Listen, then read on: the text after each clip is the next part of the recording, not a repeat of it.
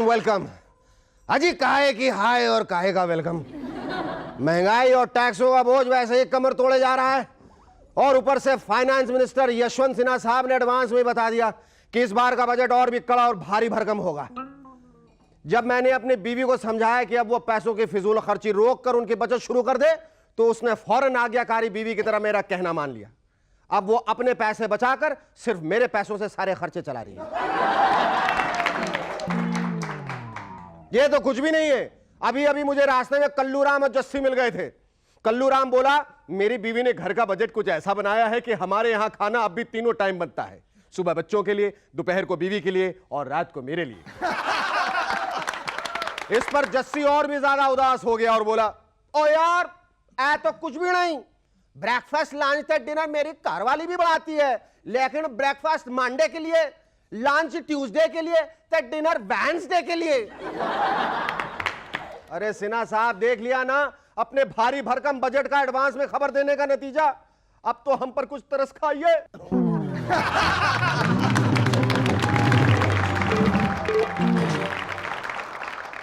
दोस्तों इससे पहले कि ये टैक्स इसी तरह से बढ़ते जाएं और मेरा दम निकल जाए, मैं आपको बता दूं आज के हमारे गेस्ट से तलत अजीज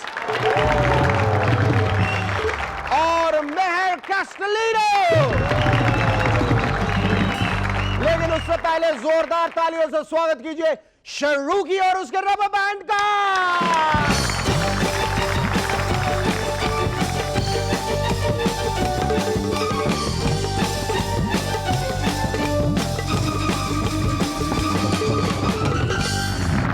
hello and welcome back. Amartya Sen ji का कहना है कि हम हिंदुस्तानी बोलते बहुत हैं। लगता है अमर्त्य सेन जी को भी पता लग गया है कि एमएनएस अब हफ्ते में 5 बार आने लगा है। Sorry sir. ऊपर से अमर्त्य सेन जी ने यह भी कहा है कि हम इंडियंस किसी भी टॉपिक पर बात कर सकते हैं, चाहे हमें उस टॉपिक के बारे में कुछ पता हो या ना हो। अब वो मेरे बारे में नहीं, शायद जरूर लालू जी के बारे में बात कर रहे हैं। पर जब से अमर्त्य सेन जी को नोबेल प्राइज मिला है, मेरा हर बंगाली दोस्त उन्हें जानने का दावा कर रहा है। कोई कहता है कि अमर्त्य सेन जी हमारे घर आ जाया करते थे, रोज आते थे यार, सुबह आते थे शाम तक जाने का नाम नहीं लेते थे। कोई कहता है कि अमर्त्य सेन जी और मैं एक ही क्लास में पढ़ते थे। पर हद तो तब हो गई जब मेरे दोस्त कल्लू राम ने अपना नाम बदल के कल्लू राम चैटर्जी रख लिया और कहने लगा मैं और अमर्त्य जी एक साथ रसगुल्ले खाते थे, कभी कभी मिष्टी दोई और कभी संदेश में। बंबई पुलिस का कहना है कि अब बंबई में कोई भी टॉप क्रिमिनल नहीं बचा। मतलब अब बंबई इतना खतरनाक शहर हो गया है कि कोई टॉप क्रिमिनल भी यहां नहीं रहना चाहता।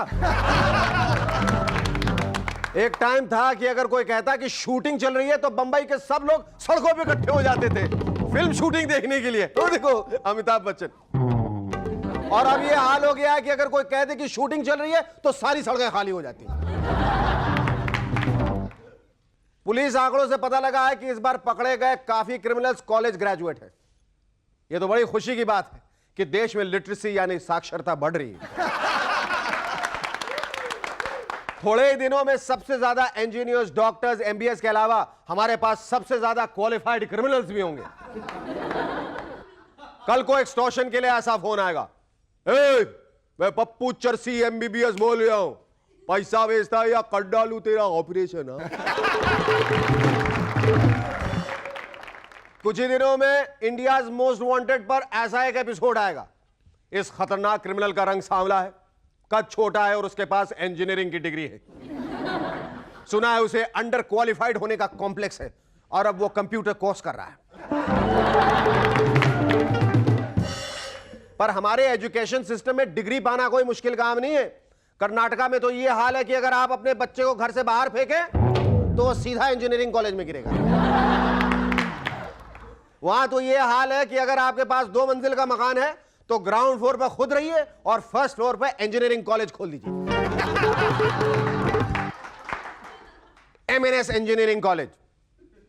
और कंप्यूटर कोर्सेज के बारे में क्या कहें, अब तो जब लोग पान की दुकान खोलते हैं साथ में कंप्यूटर लगा के कंप्यूटर कोचिंग क्लासेस भी खोल लेते हैं। हमारे फिल्म डायरेक्टर्स घूमने फिरने में काफी बिलीव करते हैं, इसीलिए तो एक डायरेक्टर के फिल्म का नाम है आप लौट चले और दूसरे की फिल्म का नाम है जहां तुम ले चलो। और एक फिल्म डायरेक्टर तो हाउसिंग सिचुएशन से इतना परेशान है कि वो आपके दिल में रहते हैं। डायरेक्टर्स की बात चलिए तो मैं बता दूं कि टाइटैनिक के डायरेक्टर जेम्स कैमरून की शादी डूब रही है। अरे भाई, जो आदमी रात को 10 बार उठकर बिस्तर पर चढ़कर जोर जोर से चिल्लाएगा I am the king of the world, I am the king of the world, उसकी शादी तो डूबेगी। सुना है जेम्स कैमरून की बीवी इसलिए भी परेशान है क्योंकि डायरेक्टर साहब उनके साथ सोने की जगह अपने 11 ऑस्कर अवार्ड के साथ सोते हैं। एक टाइम था कि अगर किसी पॉलिटिकल पार्टी को गुस्सा दिखाना होता था तो वह भूख हड़ताल करते थे या रास्ता रोको, पर आजकल तो मोर्चा निकालने का स्टाइल भी बदल गया है। अगर वल्गैरिटी के विरुद्ध मोर्चा तो सारे पार्टी वर्कर्स कच्चे पहन के पहुंच जाएंगे। अगर करप्शन के विरुद्ध मोर्चा है तो सारे वर्कर्स झाड़ू लेके पहुंच जाएंगे। इसलिए एमएनएस पर हम लाए हैं कुछ और स्टाइल मोर्चा निकालने के। जैसे अगर घर पर पानी नहीं आता है तो सिर पर बाल्टी पहन कर मोर्चा निकालिए। अगर आपके एरिया में बिजली बहुत जाती है तो हाथ में बल्ब लेके मोर्चा निकालिए। और अगर सड़कों में गड्ढे बहुत है तो गले में टायर पहन के मोर्चा निकालिए। इन सब तरीकों से शायद आपकी समस्या खत्म न हो, पर न्यूज़पेपर में फोटोग्राफ जरूर आ जाएगी। अब मोर्चा निकालने का सही मकसद तो फोटो खिंचवाना है, ना कि समस्या का हल निकालना। Our first guest in M&S tonight is a man who has the looks to be a movie star, the voice to be a good ghazal singer, and the wit to be a perfect host in Movers and Shakers. Ladies and gentlemen, please welcome Hardil Aziz, Talat Aziz.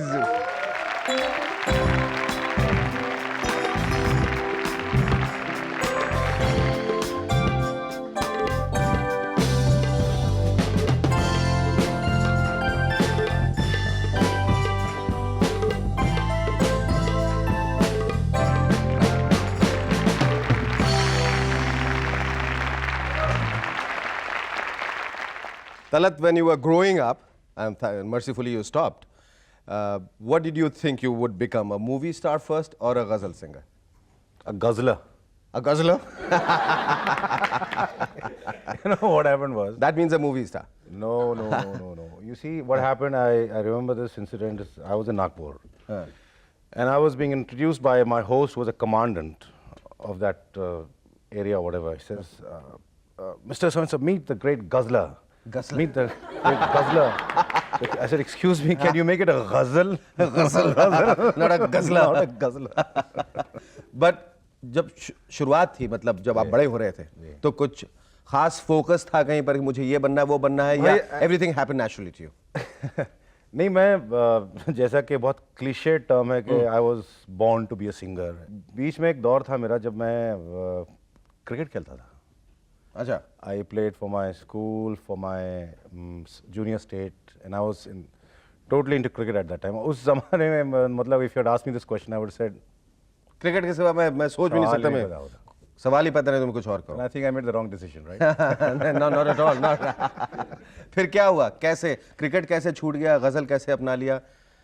भैया बहुत लंबी कहानी, I don't think will have time for that, but ये है कि समझिए कि हालात ऐसे हो गए कि क्रिकेट छूट गई और गजल ने हमें थाम लिया।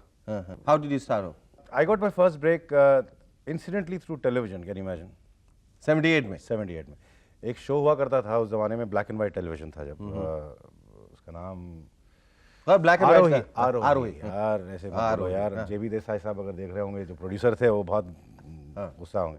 उस पर मैं जब एक दो गजलियात मैंने गाई तो people started noticing me, and the music companies, जब उस जमाने में HMV थी और पॉलिडोर इंडिया जब स्टार्ट हुई थी, सो सब सिंगर जो एस्पायरिंग सिंगर्स थे उस जमाने में सब HMV भागते थे। अच्छा, सारे? हाँ, क्योंकि बड़ी कंपनी थी ये, एस्टैब्लिश ऑफ कोर्स। तो हम भी गए वहाँ पर, ऑडिशन किया। मुझे याद है एक ऑडिशन किया मैं टेबल पर बैठ के, एंड बस कहते थे कि हाँ will call you. Finally Polydor India contacted me and said कि भाई आपको हम साइन करना चाहते हैं, यू वांट टू कम और नॉट, बोलो। तो मैंने कहा कि भाई जो हाथ में है उसे क्यों छोड़ूं, मैं ले लिया मैंने, और उसके बाद फिर the rest is whatever, as you know. Which was the first ghazal? 79 में मेरा एल्बम निकला था, जगजीत सिंह प्रेजेंट्स तलत अजीज, जिसमें मैंने वो गज़ल गाई थी और आज भी मशहूर है, कैसे सुकून पाऊँ तुझे देखने के बाद, अब क्या गज़ल सुनाऊं तुझे देखने के बाद। वाह वाह, क्या बात है, वाह वाह। अच्छा तलत साहब, आपने शेर तो अर्ज कर दिया, अब उसे तर्ज में ढाल कर हमारा कर्ज उतार दीजिए। Hello and welcome back to M&S once again. Talat, आपने दुनिया भ्रमण की है, चारों तरफ आपके कॉन्सर्ट्स हुए हैं। Is there any funny way people react? बहुत सारे वाक़यात, लॉट ऑफ वेज। मैंने काफ़ी महफिलों में लोग जो होते हैं दाद देने का तरीका अलग होता है। दो तीन याद है मुझे, बहुत ही अजीब किस्म के, क्या कहूँ मैं। एक साहब थे, वो धोती कुर्ता पहन के बैठे रहते थे सामने बिल्कुल, और उनको चेचक के दाग, और उसके बाद जो दाद सिंगर को दे रहे हैं, महफिल बैठी है वैसे, वाह वाह वाह वाह, और मैं गा रहा हूँ। मैंने बोला ये क्या हुआ? वो फिर मैंने अब क्या, वाह वाह वाह। और एक दूसरे साहब थे, वो 6 फुट 6 इंच, बिल्कुल डार्क, और उनकी आवाज़ बहुत पतली थी। कैसे हैं मियां तलत अजीज? हाँ अच्छे हैं, ठीक है। और वो साहब वो बैठते थे बिल्कुल सामने, वो भी, और जब कोई उनको शेर लग गया तो वो मैं क्या बोलूं?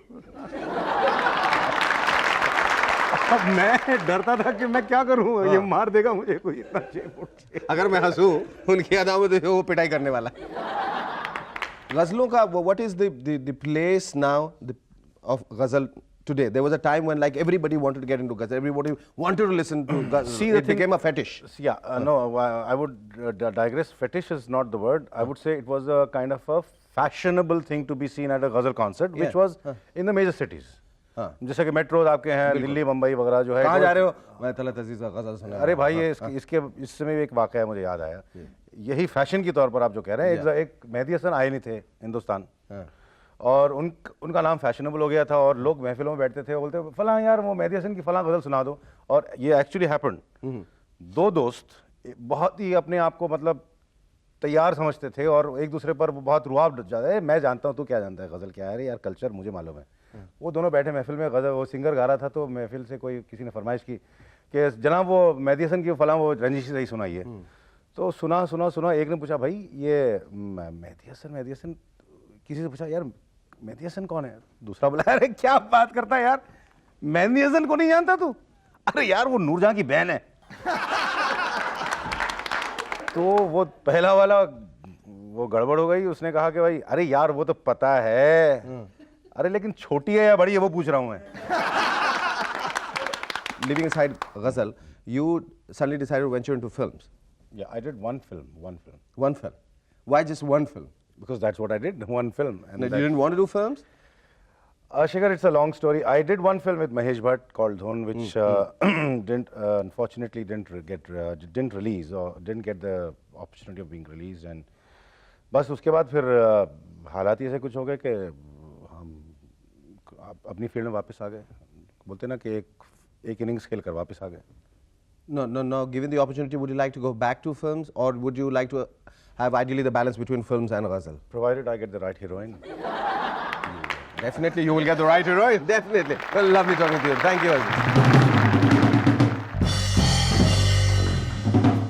Our second guest on Movers and Shakers tonight is a former Miss India and the first lady of Indian fashion journalism. Ladies and gentlemen, please welcome Meher Castellano.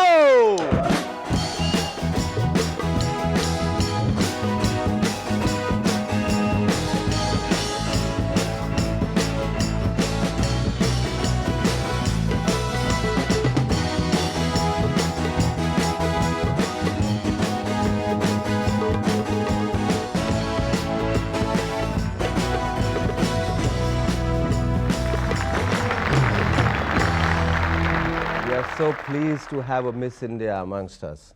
Really, it's a great honor. Thank you very much, Shekhar. But how did you feel then? I mean, like it was just the beginning, almost, and Yes. you know, in the early days, and you were crowned Miss India. How did you feel then? It was scary because I was the first one selected by Femina to represent India in the Miss Universe contest, Oh. and I didn't have anyone before me. whom I could sort of talk to or ask advice from, and what would happen, what would it be like. So it was like really scary. I think I was the most scared Miss India that ever went over there. Yes, it was really scary. How much did you prepare yourself? I prepared quite a lot, yes. I read up on our country and general knowledge and things like that. And of course, the wardrobe, which I had to compile together to make a good impression over there. आपने खुद ही किया था? Yes, I did it myself. Or did मैंने somebody खुद design किया। for you? No. नहीं, नहीं. बिल्कुल नहीं? In 1964, there were no designers and there wasn't anything like boutiques or fashion houses. So I had to go to my local tailor and tell him what I thought would look good. Oh, really? And when I went there, I realized that they had designer outfits. They had Christian Dior and Lacroix and, you know, the full works. And my gowns were not looking all that hot. And it was stitched here in Bombay. All stitched by my local darzi. Local दर्जी। अच्छा, तब के competition में और आज के competition में कितना फर्क आएगा? बहुत ज्यादा। आपको लगता है कि आप तब जितनी यंग थी, अब उतनी होती, तब भी आप मिस इंडिया बनती? That depends, Shekhar, on the competition. I mean, what is the competition like then? So you think sometimes you could be lucky that you don't have a very fierce competition, and sometimes the competition is less, so you win? That plus a lot of luck. How are the boys reacting to you then? Well, very favorably, I must say, very favorably. Yes, yes. Define favorably. I would say very polite. Very polite? But लेकिन दूसरी नजर से देख रहे थे? Very eager to meet. Shekhar. What happened after that? You became Miss India, and Yes. then what? And then I continued to model. I did model a little bit before I became Miss India, but then it became really big, and you know, I was like traveling all over the world, modeling all over the world, and spending a lot of time on the ramp. Okay. Thank you so much, my Thank brother. you Lovely so talking to you. Don't go away. Stay tuned. We'll be back in a moment. Thank you.